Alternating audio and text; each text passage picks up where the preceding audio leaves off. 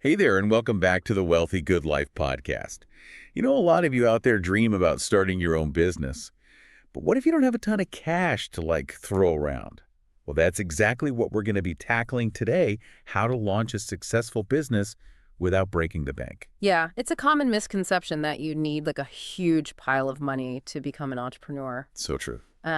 What's more important is a healthy dose of creativity and resourcefulness. Absolutely. And, it's all about working smarter, not harder. Right. So for all of you out there who have an awesome business idea, but maybe not a trust fund, to back it up, where do we even begin? Well, one of the best places to start is with serving-based businesses. Okay. Think about it. You've already got skills and expertise that people are willing to pay for. Things like web design consulting, even online tutoring, can all be launched with very minimal startup costs. Okay, so instead of investing in physical products, you're basically selling your knowledge and skills. Makes sense. I'm already feeling more empowered. But let's say hypothetically web design isn't my thing. What other options are out there? Well, the online world is a goldmine for entrepreneurs, especially if you're interested in retail. Okay. Platforms like Amazon and Shopify make it incredibly easy to set up an e-commerce business, and you don't even need to keep your own inventory. Drop shipping. That's what I've heard about. You can sell products without actually buying them up front, right? You got it. Yeah. With drop shipping, you partner with a supplier who takes care of storing and shipping the products. You handle the online storefront and marketing, and they handle the logistics. So it's like running a virtual store. Mm. But hold on. Wouldn't you be at the mercy of your supplier in terms of shipping times and product quality? That's a really smart question, and that's why it's absolutely crucial to do your research and partner with reliable suppliers who prioritize quality and efficiency. You don't want to risk your reputation on a supplier who can't deliver. Got it. So we've covered service businesses and drop shipping. What other creative ways can we generate capital without having a ton of cash up front? Have you ever considered pre-selling? Pre-selling. It's a brilliant strategy that lets you raise funds before you even start production. I've heard of Kickstarter campaigns. Is that what you mean? Exactly.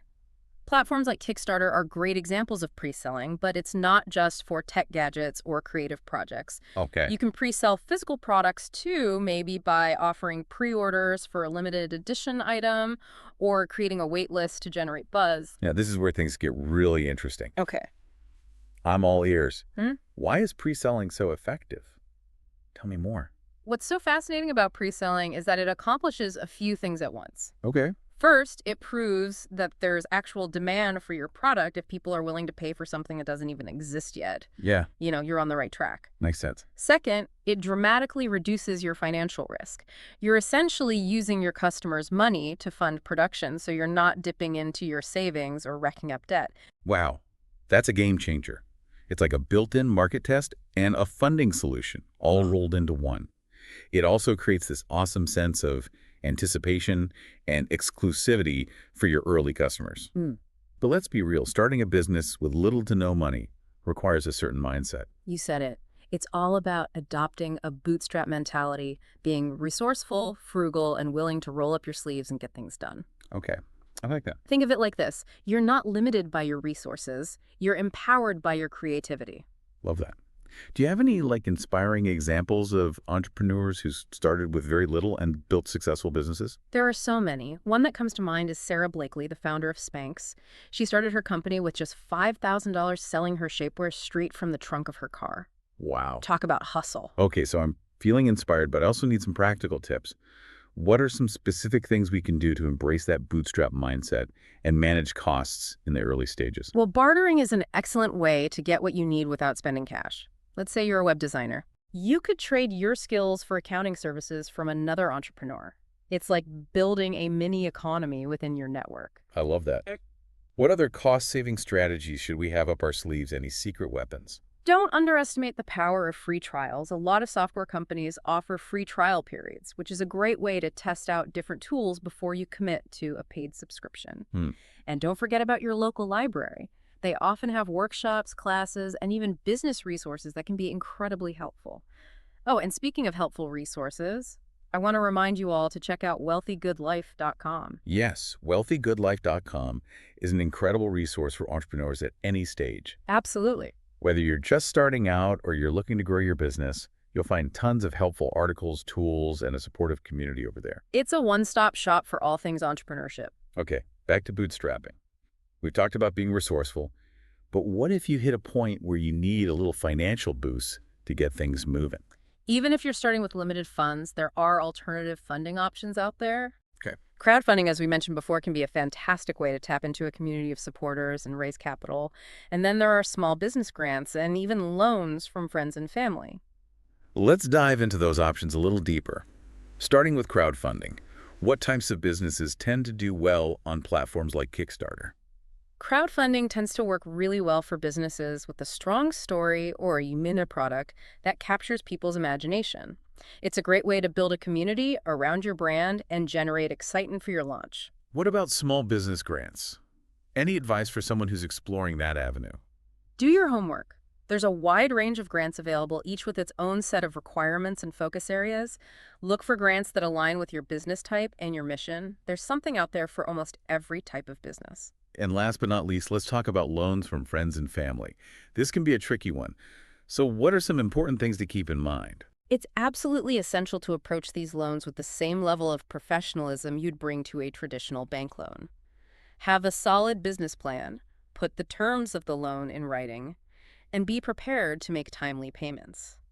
This will help protect your relationships and prevent misunderstandings down the road. That's such a great point. These loans come with an extra layer of responsibility because they involve the people closest to you. You're absolutely right. Transparency and open communication are key. So we've explored a bunch of different ways to launch a business without a ton of money, Yeah. from using your skills to exploring alternative funding options. Now I want to shift gears a bit and talk about something that's at the heart of any successful business. You're talking about the customer, right? Exactly.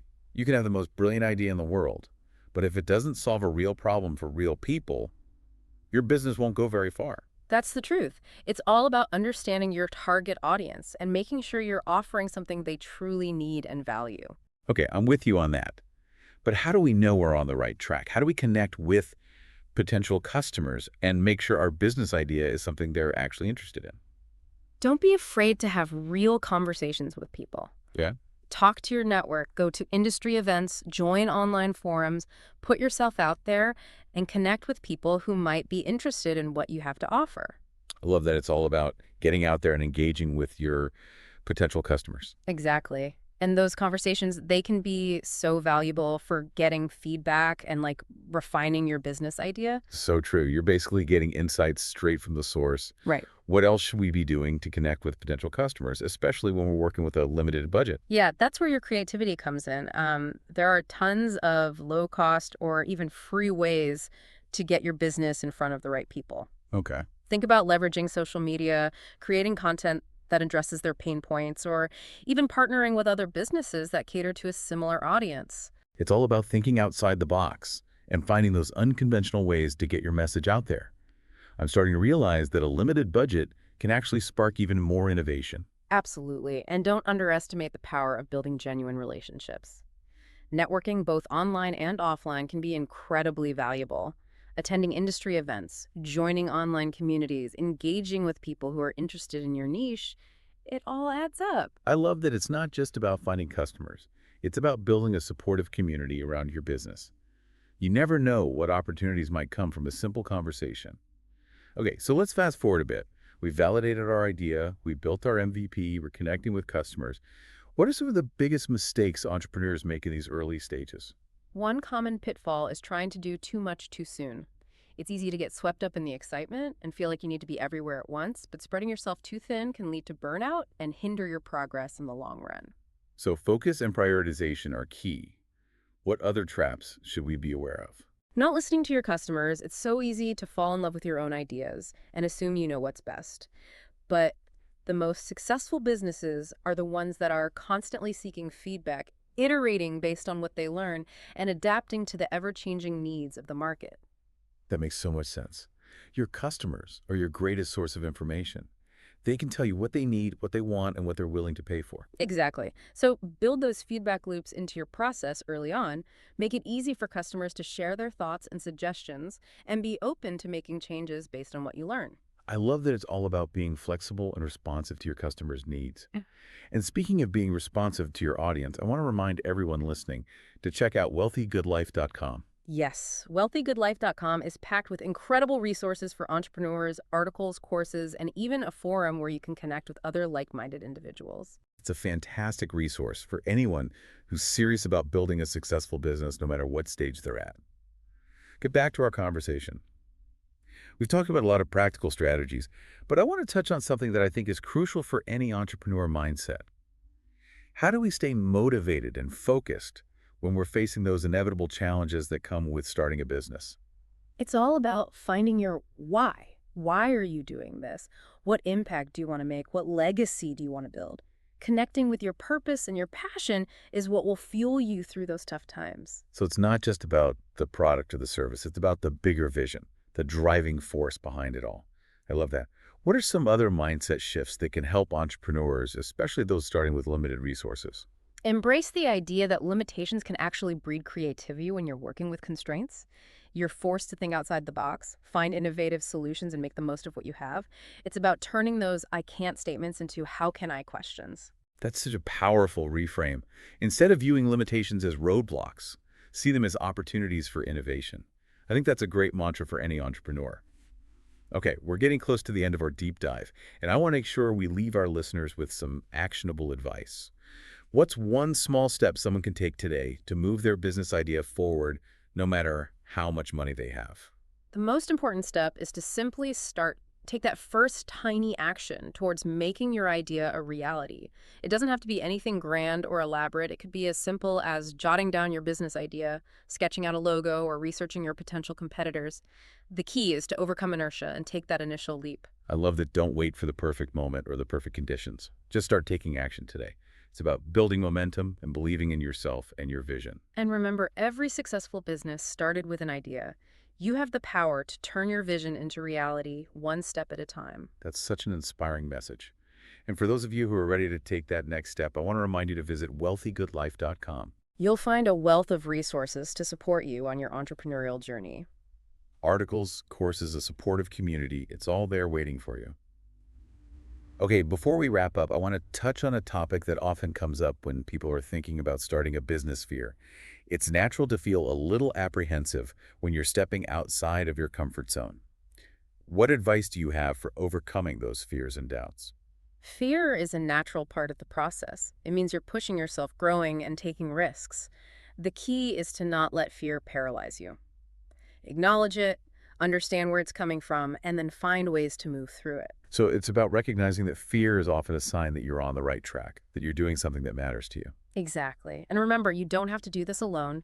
Surround yourself with a supportive community, seek out mentors, and find people who believe in you and your vision. Building a business is a journey, and it's so much easier when you have a team of cheerleaders along the way.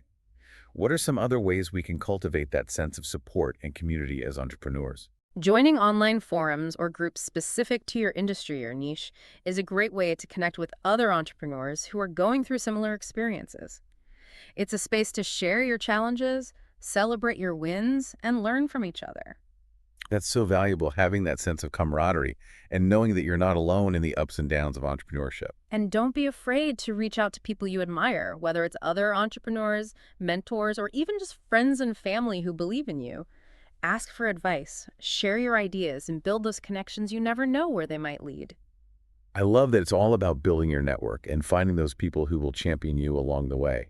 It really does take a village to build a successful business. So many people are willing to share their expertise and support you on your journey. And remember, you have something unique to offer the world. Your perspective, your experiences, your ideas, they all matter. Don't be afraid to share your gifts and make a difference. That's so true. Each of us has the potential to create something special. Speaking of creating something special, let's talk about the actual process of bringing your business idea to life. What's the first step once you have that light bulb moment? Well, one of the most important things you can do in those early stages is to get crystal clear on your target audience. Okay. Who are you serving? What are their needs and pain points? What solutions are they searching for? So it's about really understanding your ideal customer, their demographics, their aspirations, even their challenges. You got it. The more you understand your target audience, the better you'll be able to tailor your products, your messaging, and your overall marketing strategy to resonate with them. It's like creating a laser-focused beam of awesomeness aimed directly at the people who will benefit most from what you're offering. I love that analogy. It's about finding that sweet spot where your passion, your skills, and the needs of the market intersect. Okay, we've identified our target audience. What's next? How do we actually start building the business itself? This is where that MVP, your minimum viable product, comes in. Remember, you don't need to have everything perfect from the get-go.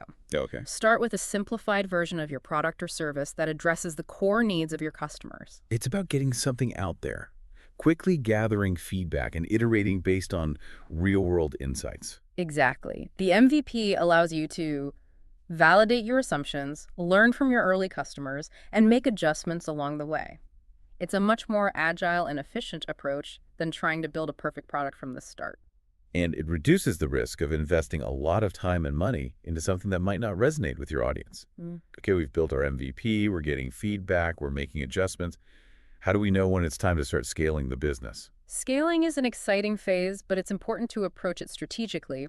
One of the biggest mistakes entrepreneurs make is trying to grow too quickly. It's tempting to chase every opportunity, but it's essential to focus on sustainable growth. So it's about being patient and making sure you have a solid foundation in place before you start expanding rapidly. What are some signs that a business is ready to scale? Well, there are a few key indicators. First, you're consistently generating revenue and profit. Yeah. Second, you have systems and processes in place that can handle increased demand. Makes sense. And third, you have a team in place, whether it's employees or contractors who can support your growth. It's about making sure all the pieces are in place before you hit the gas pedal. And speaking of resources, I want to remind everyone listening to check out wealthygoodlife.com. It's an amazing resource for entrepreneurs at any stage of their journey. Absolutely. You'll find articles, courses, and even a supportive community where you can connect with other entrepreneurs and share your experiences. It's like having a virtual mentor and cheerleader in your corner. And before we sign off, I want to leave you with one final thought. Building a business, especially with limited resources, is a journey filled with ups and downs. There will be moments of doubt, challenges to overcome, and times when you might feel like giving up. But it's important to remember why you started in the first place. Yes, reconnect with your passion, your purpose, and your vision. Surround yourself with supportive people who believe in you, and, most importantly, keep taking action even when it feels difficult. Because every step you take, no matter how small, is moving you closer to your goals. Thank you for joining us on this deep dive into starting a business with no money. And remember, you have the power to create the business and the life of your dreams. Thanks for listening to the Wealthy Good Life podcast.